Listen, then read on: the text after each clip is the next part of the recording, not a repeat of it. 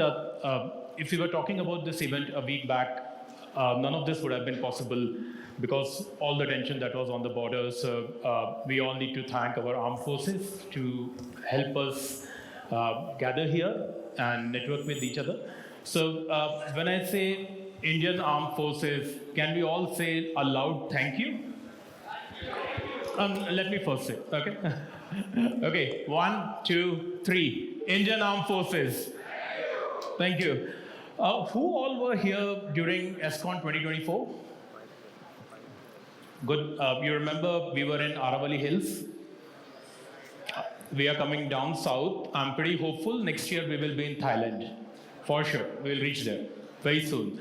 So now if I relate to our armed forces, you guys are the saviors, the protectors of your organizations.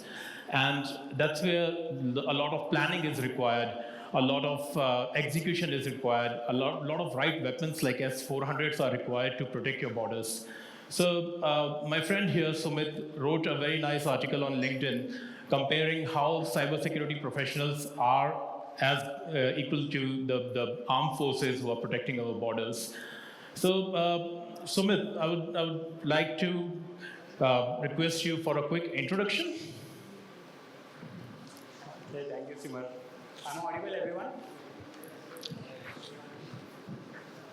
Is it fine? Perfect. Thank you, Simar. So hi everyone, glad to be here on this esteemed event, and thanks for the organizers again on behalf of me and everyone over here. So I'm Sumit, I'm a Director of Security Engineering and Cyber Defense at Coindesk. Who doesn't know Coindesk is the biggest crypto exchange in India, a well-known name in the Web3 space. I would keep it short, looking at the time. So we can move on. Simar? Sorry. We can move on. Yeah. So let me put before I take you to the challenges, let me put a story. I think our overall engagement span over a year before you guys made a decision, and during that time there was a big vendor, who I'm not going to name anyone, don't worry, who reached out to you saying, we will give you the software free for 1 year. And you always told, when I came to you, you said, I'm not buying a price tag, I'm buying trust, transparency, and value for my time. I always took it to myself that you are telling those kind words for me, but then you told me those are for Sysdig product.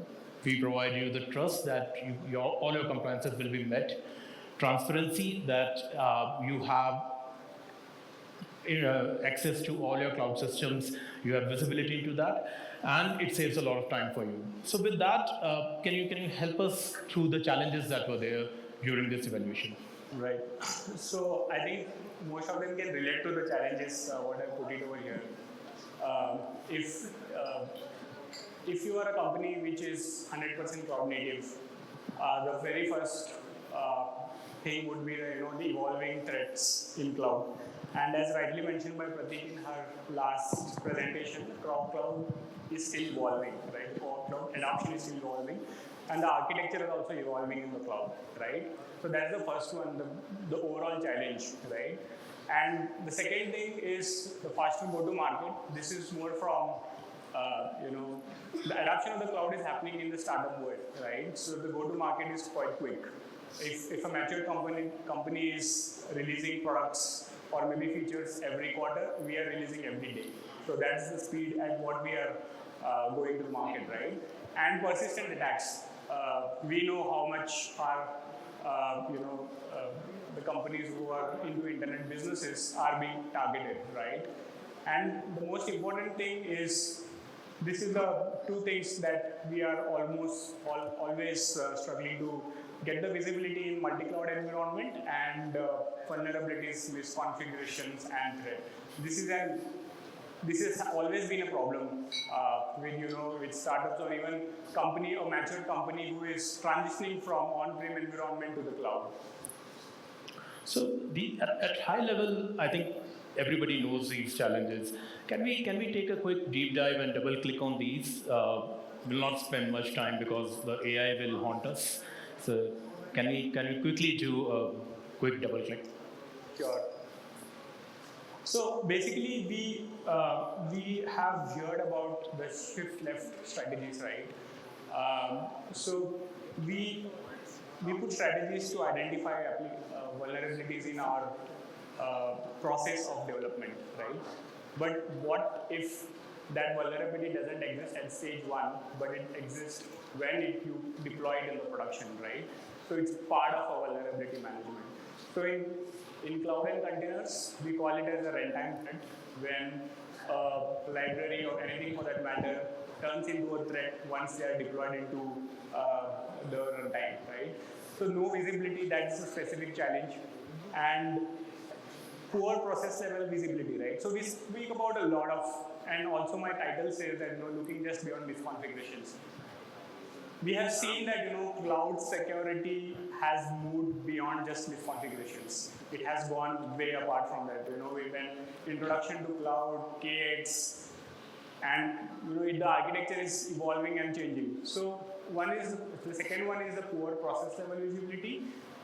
We don't have track in K8s of what commands are being run, what binaries are being used, and what are the processes, surprise processes in your environment, which is probably trying to fetch a lot of information, right?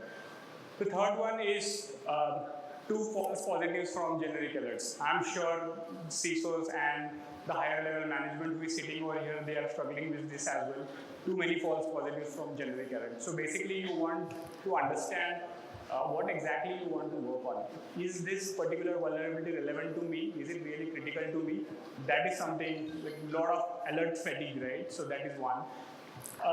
Manual or inconsistent policy enforcement, of course. Again, this is leads to a lot of customization every organization goes through, where there are no centralized policy or custom policies through which they have to actually go through. The last one is disjoint tooling.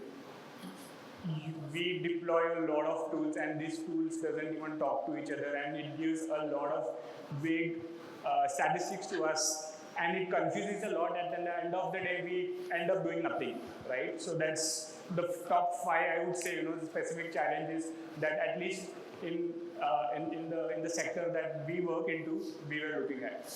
So if I have to consolidate, I can say tool consolidation, automation, noise reduction, visibility, and what everybody talks about, shift left and roll right. Yes. Thank you.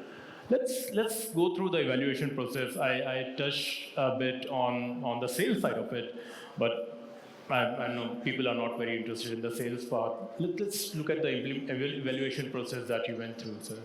Yes, specifically in clouds and containers, I believe the use cases vary, industry to industry, right? What industry you are working on, what is your business criteria, what exactly are you looking at, right? So I'm just trying to put it very simple over here, what we were trying to look at. So one is definitely we wanted to know what are my runtime challenges. If I have deployed my product, I want to understand what are the vulnerabilities right now into my environment. That is my first criteria, and that is where I said runtime threat detection and response, right? So, it's like, even at the process level, I wanted to understand why these processes are even there into my containers. So that is one thing that I wanted to highlight. Ability to detect and stop threats, again, a very important one. If there are any lateral movements, privilege escalations happening at a pod level, right? So that is something that we wanted to understand. And system calls. People who have been coming from Linux administration or a Windows administration background, they can understand it much better that this is a much more underrated thing, but system calls are the one which are very, very important even in today's world, right? The second thing is the K8 securities. So when we talk about CSPM, people would have heard about CSPM, Cloud Security Posture Management. There is even KSPM now, so which is Kubernetes Security Posture Management, which is an orchestration platform. Kubernetes, how many people might be using it? posture of that particular thing is also very important. To understand the API activity, what are the administration controls that we are giving, what are the runtime policies that are we putting into it, right? And also we can modify these policies based on, again, what kind of threats are we identifying, right? The last one is the entire vulnerability management, your image scanning, pre-deployment and at the runtime, detect and prioritize based on the exploitation. So basically this is again very important, where we were talking about alert fatigue, right? A lot of alerts and don't know what to prioritize. So right from, if you are looking at for your shift left journey, your images, what kind of vulnerabilities it holds, till it goes into your production, into runtime and identification of vulnerabilities. That is something that, you know, the use case were many, but I'm just trying to put it into 3 important verticals which people can consider. Yeah. Thank you, Sumit, for that. And I think those are the 3 key points that you touched on, and they relate to the challenges you were facing. Moving forward, let's talk about some benefits. At the end of the day, you need to go to your CFO and ask for money. And with a greedy person like me, you will always go and ask for money. So can we just talk about the benefits a bit? Right.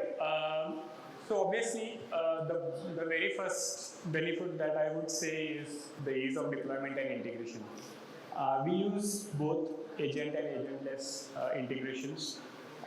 It gives us a lot of benefits in case of the use cases that we mentioned earlier, and also, we wanted to have a balance of what licenses we wanted to use on production and what licenses we wanted to use on our staging environment as well.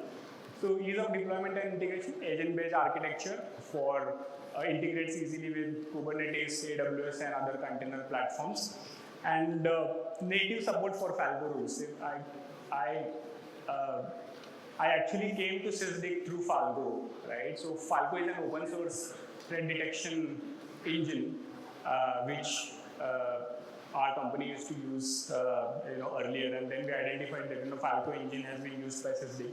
Someone wants to read more about this, can Google. Falco is a very famous open source, right? So out of the box policies, obviously there is a lot of intelligence which goes under to bring out of the box policies which we require and on a daily basis. And also compliance is one thing that all the organizations would look at, right?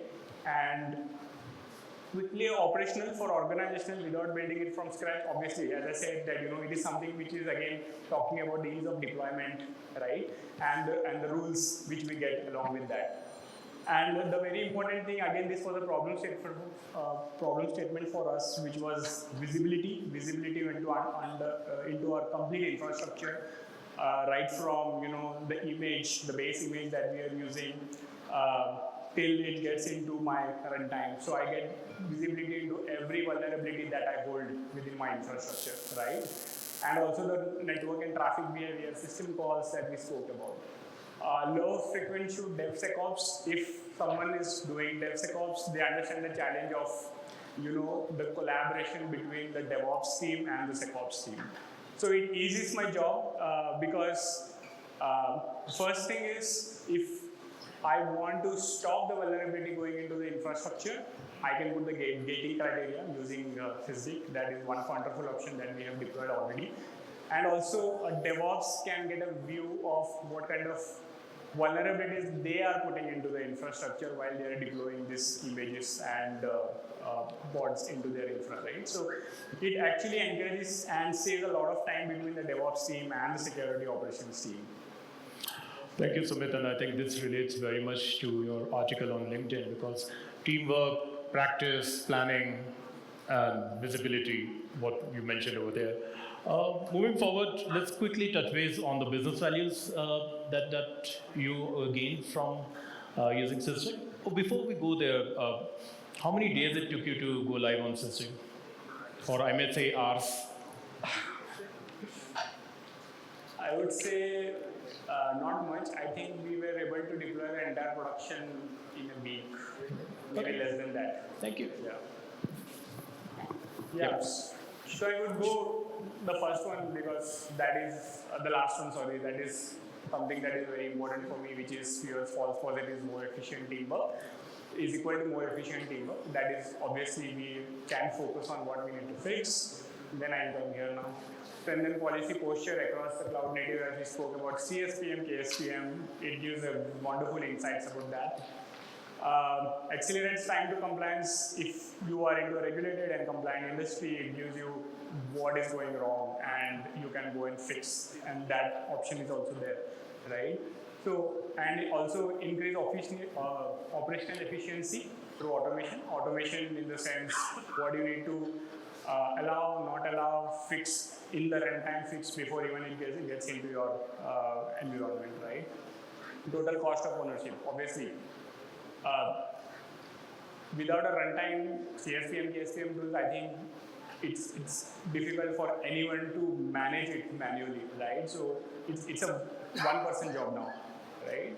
And improves cross-team collaboration. We spoke about this, how DevSecOps can be more efficient by having this control and enable faster and more confident innovation. So that are some of the, again, business values that has been, that we are seeing at least from the past 1.5 years.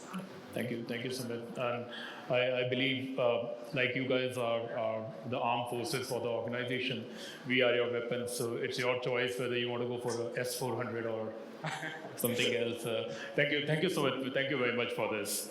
One quick question to everyone. So we spoke about K8s and containers. So can anyone tell what is K8s? I can't see, sorry. Can we have the mic, please? Are you going to give a gift for that question? No, that is you are going to give. Oh, I'm going to give that. Why always the vendor? Kubernetes container security. It's just Kubernetes. It's K and S of the Kubernetes. बीच में जो words है ना वो 8 letters है. So to make it short, it's K8S. So that's it. That's the last thing. Thank you, Sumit. Thank you We so go much. too deep into some things, but we forget about the basics. Okay, so thank you, Sumit, for that. And yes, that was. I didn't want to present a feature slide showing what we do, what we don't do, where we are good. I wanted to bring someone who has fired these weapons and knows the value and the capabilities of these weapons. So thank you so much for doing that. Thanks, Emily. Just a quick heads up for all our guests who are from the south part of the country. We are launching our first own event in the month of July. I would request you can scan the QR code. It's in Bangalore. You can scan the QR code and register for the event. With that, where's my AI? Okay, thank you so much.